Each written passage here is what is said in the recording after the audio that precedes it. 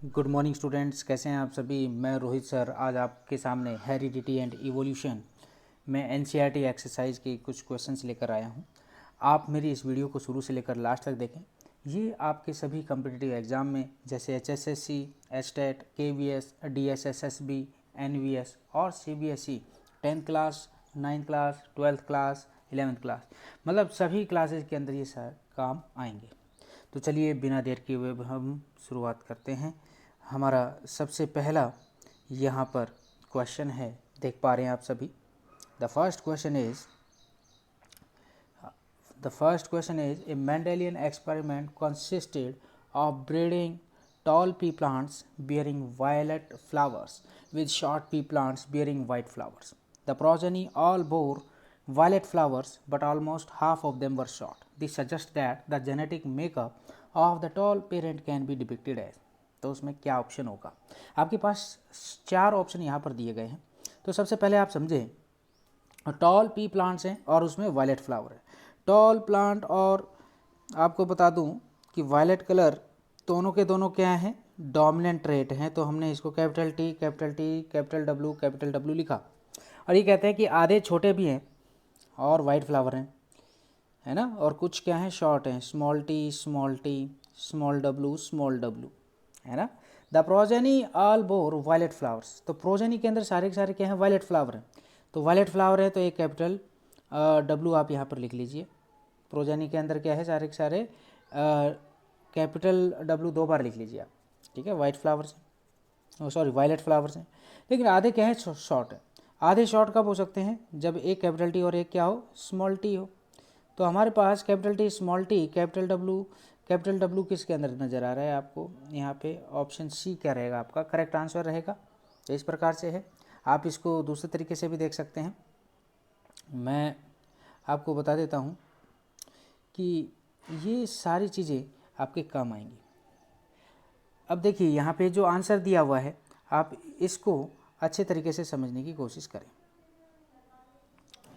Genetic makeup of tall parent can be depicted as capital T, small T, capital W. क्यों? क्योंकि सारी की सारी प्रोजेनी क्या है, वायलेट फ्लावर्स हैं। इसका मतलब क्या हुआ कि टॉल प्लांट्स में केवल वायलेट फ्लावर्स हैं, इसीलिए कैपिटल डब्लू जो जीनोटाइप है वो वायलेट फ्लावर कलर को शो करेगा। वही प्रोजेनी शॉर्ट भी है, बोथ टॉल एंड शॉर्ट। तो parent plant was not a pure tall plant. तो पेरेंट प्लांट क्या नहीं है, प्योर टॉल प्लांट नहीं है। तो इसका मतलब जीनोटाइप क्या हो सकता है, मस्ट भी कैपिटल टी, स्मॉल टी हो सकता है। देयरफॉर जब हम क्रॉस कराते हैं capital T, capital W, small T, small W के बाद तो हमें क्या मिलता है, कैपिटल टी, कैपिटल डब्लू और small T, small W. Therefore half of the progeny is tall but all of them have violet flowers. तो आपका जो सही जवाब होगा वो क्या होगा, सी ऑप्शन आपका करेक्ट रहेगा। अब नेक्स्ट क्वेश्चन देखते हैं। आपके सामने नेक्स्ट क्वेश्चन नज़र आ रहा है। क्वेश्चन है, an example of homologous organs. Homologous organ के बारे में सभी को पता होना चाहिए, जिसका ऑरिजिन तो क्या होता है, सेम होता है, लेकिन फंक्शन क्या होते हैं बच्चों, डिफरेंट होते हैं। जैसे our arm and dog 4 legs, our teeth and an elephant tusk, potato and runner of grass, या ऑल ऑफ दी अबो। तो आप देखेंगे हमारे हाथ और डॉग के 4 लेग, अगर हम देखें कि इनका ओरिजिन सेम है लेकिन फंक्शन क्या है, डिफरेंट है। आपको ऐसा महसूस होगा। तो मैं आपको समझा दूं यहाँ पर कि यहाँ पे ये आंसर नहीं रहेगा। आपका जवाब जो रहेगा वो रहेगा, an example of homologous organs, our teeth and an elephant tusk. ठीक है, टीथ और एलिफेंट टस्क। इसका मतलब क्या हुआ कि इनका ओरिजिन तो सेम है लेकिन फंक्शन क्या है, डिफरेंस है। अब बारी आती है नेक्स्ट क्वेश्चन की। हमारे पास थर्ड क्वेश्चन आपको नज़र आ रहा होगा यहाँ पर। थर्ड क्वेश्चन में आप देख पा रहे हैं बच्चों, in evolutionary terms we have more in common with. Evolutionary terms के आधार पे हम सबसे ज़्यादा कॉमन किसके हैं, chimpanzees, a Chinese school boy, a chimpanzee, spider या बैक्टीरियम। तो आपका जो सही जवाब है वो क्या है, ए ऑप्शन है। हम ज़्यादातर इवोल्यूशनरी टर्म के आधार पर सबसे ज़्यादा कॉमन किसके हैं, चाइनीज़ स्कूल बॉय के हैं। अगला क्वेश्चन है क्वेश्चन नंबर 4, आपको यहाँ पर नज़र आ रहा होगा। A study found that children with light colored eyes are like to have parents with light colored eyes. On the basis, can we say anything about whether the light eye color trait is dominant or recessive? Why or why not? एक study के दौरान बताया गया कि जो बच्चे हैं उनकी जो लाइट कलर्ड आइज़ हैं उनके पेरेंट्स से आई हैं, parents with light coloured eyes, क्या ये कंप्लीट है ये बताने के लिए कि कौन सा जीन डोमिनेंट है और कौन सा रिसेसिव है? तो मैं आपको बताता हुआ चलूँ यहाँ पर, let us assume that, assume करेंगे हम कि children with light coloured eyes क्या हो सकता है, कैपिटल एल या फिर कैपिटल एल स्मॉल एल, या फिर हो सकता है स्मॉल एल जीनोटाइप, कुछ भी हो सकता है. If the children have capital L genotype then the parents will also be capital L genotype. अगर मान लीजिए कि पेरेंट्स दोनों के दोनों आपको यहाँ पर क्या नज़र आ रहे हैं, कैपिटल एल नज़र आ रहे हैं, तो इसके जीनोटाइप भी क्या बनेंगे, ऑफस्प्रिंग के अंदर सेम बनेंगे. तो सेम बनेंगे तो इसका मतलब क्या हुआ, इसका मतलब ये हुआ if the children with light coloured eyes have small l genotype then their parents will also have a small l genotype. ये ऐसे क्रॉस करके दिखा सकते हैं. तो therefore आप कहेंगे कि हम कंक्लूजन नहीं बता सकते, हम कंक्लूड नहीं कर सकते कि जो लाइट आई जो कलर है वो डोमिनेंट है या फिर रिसेसिव. ठीक है, इतना आपको ये जवाब देना है. अगला क्वेश्चन आप देख पा रहे होंगे बच्चों यहाँ पर, how are the areas of study evolution and classification interlink. मतलब जो हम इवोल्यूशन और क्लासिफिकेशन की स्टडी करते हैं तो वो आपस में इंटरलिंक कैसे हैं, कैसे क्लोजली रिलेटेड है, वो आपको यहाँ पर समझाना है. जब भी हम क्लासिफिकेशन की बात करते हैं तो इसमें हम क्या करते हैं, ऑर्गेनिजम्स को ग्रुप में डिवाइड करते हैं उनकी सिमिलरिटीज़ और डिसिमिलरिटीज़ के आधार पर, उनके इंटरनल और एक्सटर्नल स्ट्रक्चर के आधार पर हम क्या करते हैं, उनको ग्रुप में डिवाइड करते हैं. दो स्पीसीज आपस में बहुत ज़्यादा क्लोजली रिलेटेड है तो इसका मतलब क्या, उनके करैक्टर भी क्या होंगे, कॉमन होंगे. अगर दो स्पीसीज इतने ज़्यादा क्लोजली रिलेटेड हैं तो इसका मतलब क्या हो सकता है, उनका जो एंसेस्टर है वो भी एक होने के चांसेस हो सकते हैं. एक एग्जांपल ले लीजिए कि अगर मान लीजिए एक फैमिली के अंदर ब्रदर एंड सिस्टर आपस में क्लोजली रिलेटेड हैं तो उसका एंसेस्टर कॉमन कौन होगा, पेरेंट्स होंगे. ब्रदर और उसके कजिन क्या हैं, आपस में रिलेटेड हैं लेकिन less than the sister and her brother. तो इसका मतलब क्या हुआ, क्योंकि जो ब्रदर है और जो कजिन है उनमें उनका कॉमन एंसेस्टर है लेकिन their grandparents in the second generation whereas the parents were from the first generation. तो मतलब उनके जो दादा हैं वो कॉमन एंसेस्टर यहाँ पर क्या कहेंगे, कहलाएंगे. जैसे हमारे चाचा का लड़का है और हम हैं, हम आपस में क्लोजली रिलेटेड मिलेंगे लेकिन दोनों के जो एंसेस्टर होंगे वो क्या होंगे, ग्रैंडफादर होंगे. मतलब ग्रैंडफादर के जो जेनेटिक हैं, जो जीन्स हैं वो हमसे मिलते जुलते होंगे. With subsequent generation the variations make organism more difficult than their ancestors. तो लगातार वेरिएशंस आते जाते हैं तो इससे क्या होता है कि हम बता नहीं पाते कि बहुत ही कहें कि सिमिलरिटीज़ और डिससिमिलरिटीज़ बढ़नी स्टार्ट हो जाती हैं. तो डिस्कशन से क्लियर हो जाता है कि जो ऑर्गेनिज्म को जब हम क्लासीफाई करते हैं तो ये हमें रिजेम्बलेंस बताते हैं एक प्रकार से, which is similar to creating an evolutioning tree. ये हमें ये बताते हैं कि किस प्रकार से जो इवोल्यूशन और क्लासिफिकेशन है आपस में इंटरलिंक्ड है.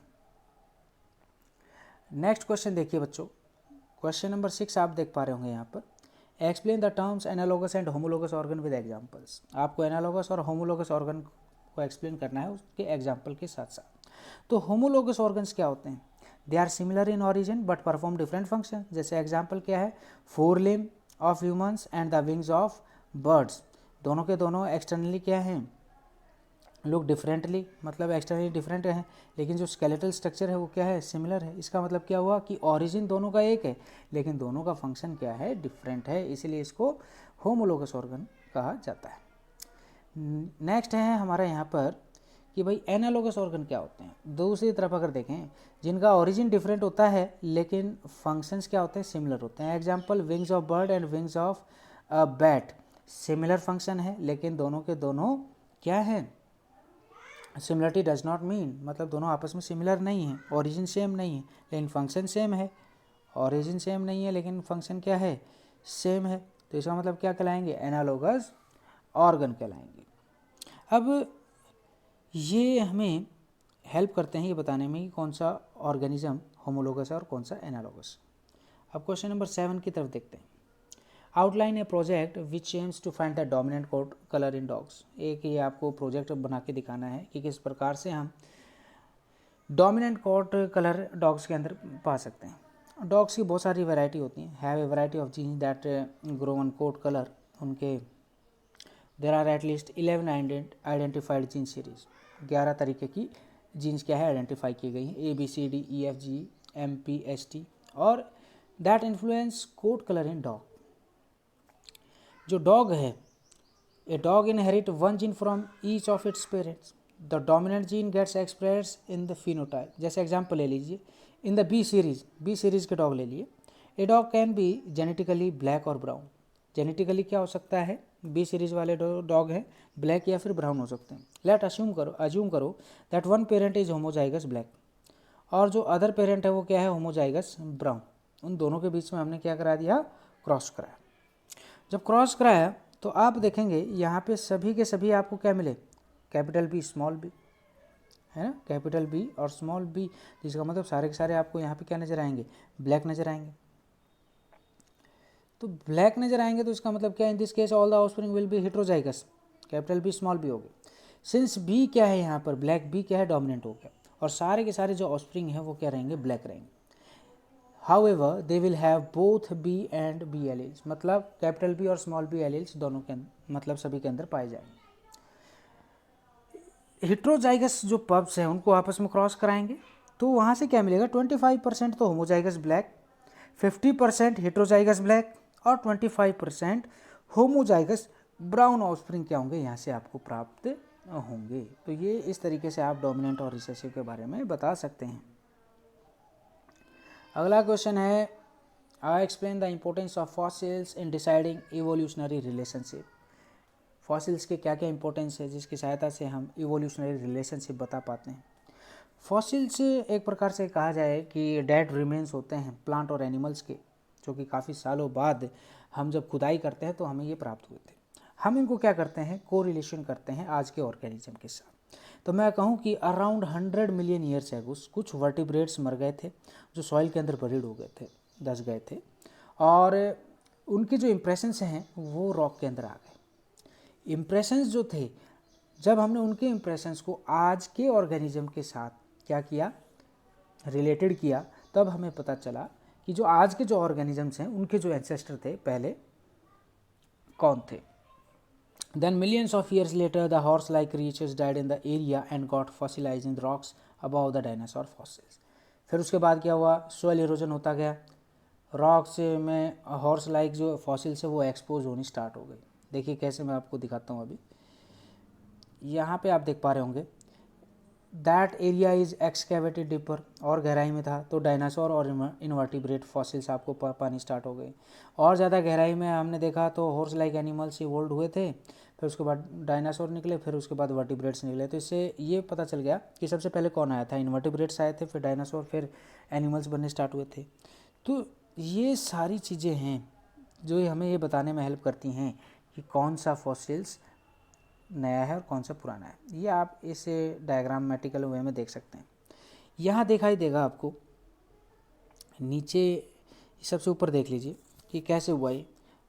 100 मिलियंस ईयर एगो कुछ जो वर्टिब्रेट्स थे उसमें सी बेड बन गई, मर गए, उनके ऊपर मिट्टी का टीला सा बन गया, फिर प्रेशर हुआ, सैंडस्टोन बन गए उसके ऊपर, फिर बहुत सारे के बाद क्या हुआ, डायनासोर्स जो लिविंग थे उस समय वो मर गए, उनके मरने के बाद उनकी जो बॉडीज़ थी वो नीचे रह गई, फिर ऊपर से और मिट्टी आ गई, और मिट्टी आने के बाद क्या हुआ, फिर क्या हुए, हॉर्स की again millions of years later क्या हुआ, जो बॉडीज़ थी हॉर्स लाइक क्रिएचर्स की वो मरे, और उनकी जो हड्डियाँ थी फिर वो धस गई, उनके ऊपर फिर दोबारा से क्या आना स्टार्ट हो गया, मिट्टी लगनी स्टार्ट हो गई। फिर उसके बाद क्या हुआ, जब सॉइल इरोजन होता गया तो ये सारे के सारे रॉक क्या होते गए, एक्सपोज होते गए। सबसे पहले हॉर्स लाइक फॉसिल मिला, फिर हमने और गहराई में खुदाई करी तो डायनासोर के फॉसिल्स मिले, फिर और गहराई में हमने की तो इनवर्टिब्रेट्स के फॉसिल्स हमें प्राप्त हुए। तो इस प्रकार से ये हमें इवोल्यूशनरी रिलेशनशिप के बारे में बताते हैं। नेक्स्ट क्वेश्चन है, what evidence do we have for the origin of life form from inanimate matter. मतलब कौन कौन से ऐसे एविडेंस है जिसकी सहायता से हम ये बताते हैं कि जो ओरिजिन ऑफ लाइफ है, जो लाइफ का जो निर्माण हुआ है वो इनऑर्गेनिक सब्सटेंसेस से बना है। तो एक ब्रिटिश साइंटिस्ट थे जिसका नाम था जेबीएस हेल्डेन। उन्होंने सजेस्ट किया था कि जो लाइफ हमारी अर्थ के ऊपर जो बनी है वो सिंपल इनऑर्गेनिक मॉलिक्यूल्स के कारण बनी है। हम बिलीव करते हैं कि जब अर्थ बनी थी उस समय जो गैसियस थी, वो गैसेस कौन कौन सी थी? नाइट्रोजन, ऑक्सीजन, कार्बन और हाइड्रोजन। ये जो एलिमेंट्स आपस में जब कंबाइन होंगे तो कौन कौन से मॉलिक्यूल बना सकते हैं? वाटर, कार्बन डाइऑक्साइड, मीथेन और अमोनिया बना सकते हैं। जब वाटर की फॉर्मेशन हुई तो धीरे धीरे क्या हुआ कि अर्थ का जो सरफेस है वो ठंडा होना स्टार्ट हुआ और इनऑर्गेनिक जो मॉलिक्यूल्स है वो आपस में इंटरेक्ट हुए एक दूसरे से और एक सिंपल ऑर्गेनिक मॉलिक्यूल बन गया, जैसे sugar, fatty acid, amino acid, ये बन गए। वहाँ पे क्या हुआ? The energy for this reaction was provided by solar radiations, lighting, volcanic eruptions. इनके द्वारा क्या हुआ कि एनर्जी मिलती रही। फिर ये बात हवा हवाई हुई, लेकिन बाद में साइंटिस्ट आए जिनका नाम था स्टैनली एल मिलर और हैरोल्ड सी यूरे इन 1953। उन्होंने क्या किया? एक एक्सपेरिमेंट किया। उन्होंने अपने एक्सपेरिमेंट में वाटर, मीथेन, अमोनिया और हाइड्रोजन गैस का मिक्सर लिया एक चैम्बर के अंदर, ग्लास चैम्बर के अंदर, और 2 इलेक्ट्रोड्स लगाई। 2 इलेक्ट्रोड्स लगातार स्पार्किंग के लिए लगाई गई थी। तो 15 दिन के 15, 16, 17, 18 दिन के बाद जब उन्होंने देखा तो जो 15% जो कार्बन था मीथेन का, वो कन्वर्ट किस में हो गया? अमीनो एसिड, शुगर्स में। और जो ऑर्गेनिक जो मॉलिक्यूल्स यहाँ पे पॉलीमराइज होने स्टार्ट हो गए, असेंबल हुआ तो प्रोटीन मॉलिक्यूल्स बन गया। तो इससे पता चलता है कि हमारी अर्थ के ऊपर जो लाइफ जो एग्जिस्ट कर रही है वो किसके कारण कर रही है बेटा? वो कर रही है इनएनिमेट मैटर के कारण। इनएनिमेट मैटर के कारण ही हमारी अर्थ के ऊपर बनी है ऑर्गेनिजम्स बने हैं। ये मिलर एंड यूरे एक्सपेरिमेंट था।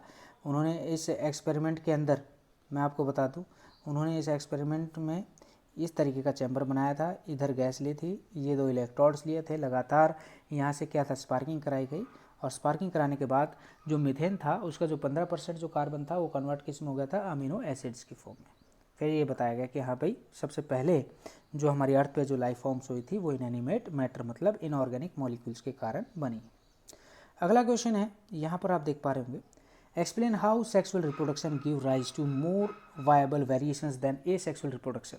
आप कैसे बताएंगे कि सेक्सुअल रिप्रोडक्शन के सहायता से ज़्यादा वायबल वेरिएशंस आते हैं, ए सेक्सुअल रिप्रोडक्शन के कारण इतना ज़्यादा वेरिएशंस नहीं देखने को मिलते? ये किस प्रकार से हमारे इवोल्यूशन को अफेक्ट करते हैं, ठीक है ना? How does this affect the evolution of those organism that reproduce sexual. तो देखिए इधर ध्यान से, सेक्सुअल रिप्रोडक्शन की बात करें तो 2 इंडिविजुअल्स यहाँ पे डिफरेंट वेरिएशंस कंबाइन करते हैं डीएनए। एक नया इंडिविजुअल बनता है, उसमें नए नए डीएनए आपस में कंबाइन हुए हैं। सेक्सुअली जो रिप्रोडक्शन है वो क्या करता है? ज़्यादा से ज़्यादा वेरिएशंस अलाउ करता है। वहीं पर ये सेक्सुअल रिप्रोडक्शन के अंदर चांसेस होते हैं कि वेरिएशन आ जाएं और ना भी है। वो तभी होता है अगर मान लीजिए जब डीएनए कॉपी होता है उसमें अगर मान लीजिए इनएक्यूरेसी आ जाए थोड़ी बहुत, तब वेरिएशंस आते हैं, अन्यथा नहीं आते हैं।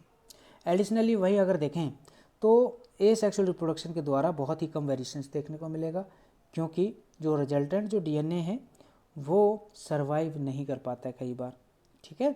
तो वही सेक्सुअल रिप्रोडक्शन की बात करें, ज़्यादा वेरिएशंस अलाउ हो सकते हैं। रिजल्टेंट डीएनए क्या है? ज़्यादा से ज़्यादा दिन तक सर्वाइव कर सकता है और बहुत सारे वेरिएशंस हमें देखने को मिलते हैं। तो वेरिएशन और इवोल्यूशन को कैसे समझेंगे आप? Variants help the species to survive in all the conditions. वहीं environmental conditions such as heat, light, pest and food availability can change suddenly at only one place. ये है कि अगर वेरिएशन है तो वो उनकी सर्वाइव करने की जो क्षमता है उनको बढ़ा देता है, क्योंकि हमारा इन्वायरमेंट लगातार चेंज होता रहता है। Heat, light, paste, food availability कभी ज़्यादा कभी कम होती रहती है। तो इससे क्या है कि ये वेरिएशंस एबिलिटी देते हैं उस ऑर्गेनिज्म को कि वो वहाँ पर सर्वाइव कर सके। जिनके पास वो वेरिएशन नहीं है तो वो सर्वाइव नहीं कर पाएंगे और एक प्रकार से क्या हो सकते हैं? वो एक्सटिंक्ट हो सकते हैं। तो इसलिए हम कहते हैं कि वेरिएशन बहुत ही ज़्यादा मददगार होते हैं जब कोई भी सेक्सुअल रिप्रोडक्शन ऑर्गेनिजम्स, नए ऑर्गेनिजम्स वहाँ पर इवॉल्व करता है। अगला है यहाँ पर नेक्स्ट क्वेश्चन है, question number 11, how is the equal genetic contribution of male and female parents ensure in the progeny. तो भाई ह्यूमन बींग्स की अगर बात करें तो सोमैटिक सेल होते हैं। Our body contains 23 pair of chromosomes, ठीक है ना। Every somatic cells of the body contains 23 pair of chromosomes. जितनी भी हमारी सेल की बॉडी में सेल है वो सारी की सारी सभी के अंदर 23 पेयर ऑफ क्रोमोजोम्स होते हैं। इन 23 पेयर्स में अगर देखें तो 22 पेयर्स को हम क्या कहते हैं, ऑटोजोम्स कहते हैं, और रिमेनिंग 1 पेयर को हम क्या कहते हैं, सेक्स क्रोमोजोम, एक्स और वाई। फीमेल्स के अंदर 2 एक्स क्रोमोजोम्स होते हैं, वही मेल के पास एक एक्स और एक वाई क्रोमोजोम होता है। गैमेट क्या करते हैं, रिसीव करते हैं हाफ ऑफ द क्रोमोजोम्स। वही मेल गैमेट 22 ऑटोजोम्स और आइदर एक्स और Y chromosomes. The female gamete क्या करेगा, अदर 22 क्रोमोजोम्स और एक एक्स क्रोमोजोम फ्यूज होंगे। जब रिप्रोडक्शन होगा तो मेल और फीमेल गैमेट आपस में फ्यूज होंगे। जो प्रोजेनी है वो रिसीव क्या करेगी, 22 ऑटोजोम्स या फिर एक एक्स या फिर वाई क्रोमोजोम मेल पेरेंट से क्या करेगी, वो रिसीव करेगी। और जो 22 ऑटोजोम्स और एक एक्स क्रोमोजोम क्या है, पेरेंट फीमेल पेरेंट से क्या होंगे, प्राप्त होंगे। तब आप देखेंगे कि द 50% जो कॉन्ट्रीब्यूशन है, the 50% contribution from the male and the 50% contribution of the female, जब आप देखते हैं तो यहाँ पे कम्बिनेशन क्या बनती है कि भाई 50% चांसेस रहते हैं बॉय बनने के और 50% रहते हैं गर्ल्स बनने के। तो इससे ये डिसाइड हो जाता है कि जो सेक्स डिसाइड करने वाला कौन है, मेल है। ये डायग्रामेटिकल वे में आप देख सकते हैं। डायग्रामेटिकली वे में आप देखें तो फादर 22 पेयर ऑफ क्रोमोजोम्स और एक्स और वाई, या तो एक्स या फिर वाई गैमेट ही नीचे जाएगा। 22 pair of autosomes x x, तो भाई 22 के साथ एक एक्स क्रोमोजोम जाएगा। तो आप यहाँ देखेंगे कि यहाँ चांसेस क्या रहेंगे, एक्स एक्स बनने के, मतलब गर्ल चाइल्ड बनने के, और यहाँ पे क्या बनेंगे, बॉय बनने के चांस रहेंगे।